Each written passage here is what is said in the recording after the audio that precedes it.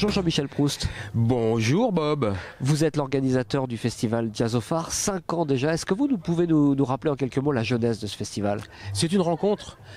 Le jazz, ce sont toujours des rencontres. C'est des histoires d'amitié, des histoires d'envie d'être ensemble. Et en l'occurrence, j'ai rencontré quelqu'un que je ne connaissais pas sur un autre festival à Tanger, au Maroc. Et un monsieur très différent de moi, qui s'appelle Jean Chavigné. Et en fait, de notre différence est née une complémentarité. Ça, c'est jazz. Ça, c'est typiquement jazz. Et puis, du coup, il m'invite en vacances ici, au Port-en-Ré, et plus précisément à Saint-Clément-des-Baleines. Il me dit, regarde cet endroit, ce serait génial, on pourrait faire un festival. Et j'ai dit, ouais, mais un festival, c'est un an de travail.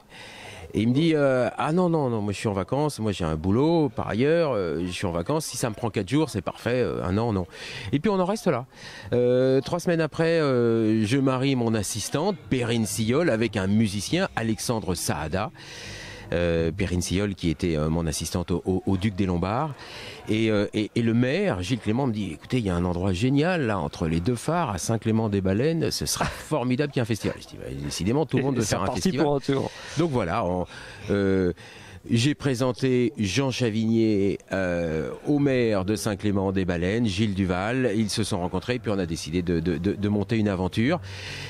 Une aventure qui a été à l'image du jazz, une musique de rencontre, de partage, de générosité. On a voulu faire un lieu de vie avant de faire une enfilade de concerts.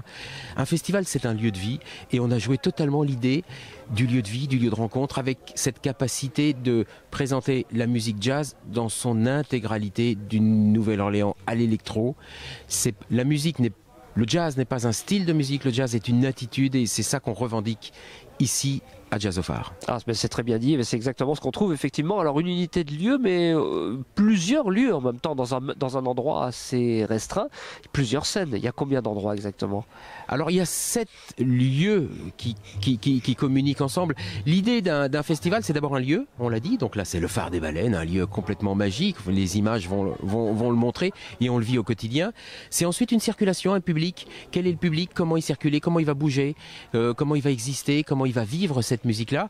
Parce que dans l'attitude jazz, c'est comment on écoute la musique. On l'écoute devant, assis, comme des fans que nous sommes, ou confortablement assis, ou plus loin debout, ou en train de fumer un clope, ou de boire une bière au bar, accoudé au bar. Le jazz, c'est une manière de vivre la musique comme on l'entend.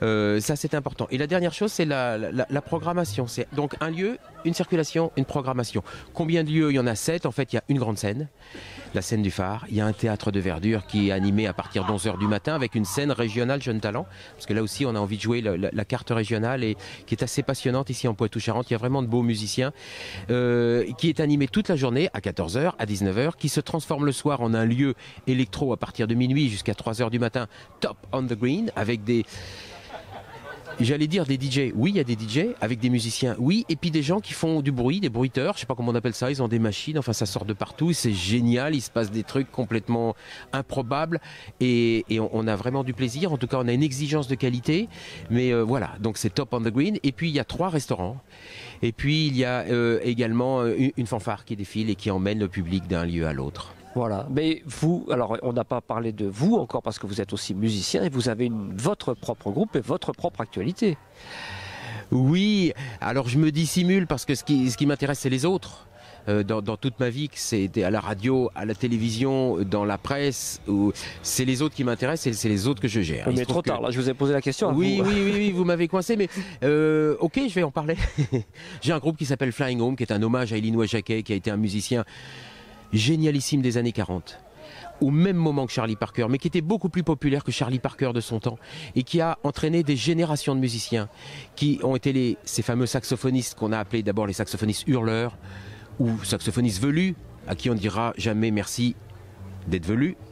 Et ces musiciens de soul, de funk, de blues, de rhythm and blues que l'on va entendre, c'est Stanley Turrentine, c'est King Curtis, viennent d'Illinois Jacquet. Absolument. Il y a 4 générations de musiciens qui viennent de ce qu'on a appelé, surnommé The Texas Tenors, parce qu'ils avaient un gros son bien charnu.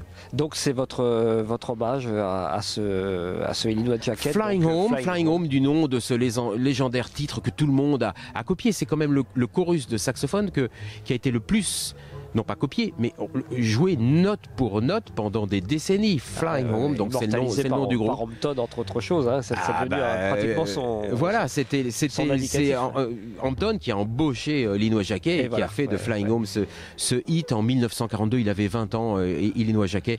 Donc ça c'est une belle aventure. Alors nous, voilà, on a envie de faire partager cette musique qui est profondément ancrée dans le blues, dans le gospel, qui est très très swing, avec de très belles mélodies, très veloutées en même temps. De temps en temps, il y a des blues qui chauffent le public à blanc. C'est un bonheur d'énergie. Et puis c'est un disque qui a fonctionné, tout le monde a joué le jeu, on a eu des articles formidables. Il y a des disques, on ne sait pas pourquoi ça marche pas. Et il y a des disques, on ne sait pas pourquoi ça marche, mais on les vit, on les vibre, on les partage. Et c'est ce qui arrive avec Flying Home. Il est en playlist sur TSF Jazz et pas mal d'autres. En playlist sur TSF, chroniqué dans tout, en facing dans les FNAC. Enfin, voilà. La magie autour d'un projet qui est authentique, qui est vrai, on ne s'est pas trompé. C'est pas trop mal pour quelqu'un qui voulait pas parler de son disque. En tout cas, je pense que c'est assez réussi. Et on va l'écouter avec autant de plaisir que vous avez pris à le faire en tout cas. Vous allez monter sur scène dans quelques minutes, donc je vais vous laisser travailler. Merci beaucoup Jean-Michel Proust. Merci.